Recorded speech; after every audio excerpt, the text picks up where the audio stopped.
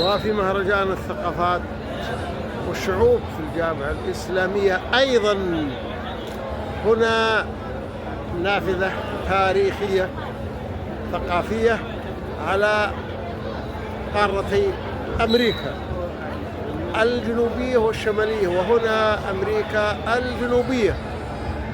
هنا جناح جمهورية كولومبيا.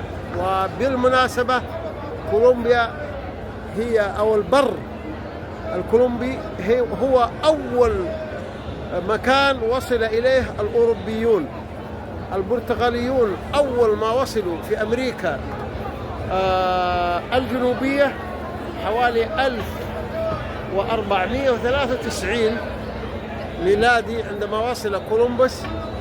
أول أرض وصلها ووطأها الإنسان الأوروبي هي الساحل أو البر الكولومبي، ولذلك سميت كولومبيا على اسم مكتشف أمريكا كلها، البحار والقبطان المكتشف الإسباني الشهير كولومبوس. وأول ما وصلوا البرتغاليون في الرحلة الأولى لرحلات كولومبوس وصلوا إلى جزر الكاريبي، وكانوا لا يتوقعون أن هناك أرض، لكنهم أبحروا قليلا ووصلوا إلى كولومبيا.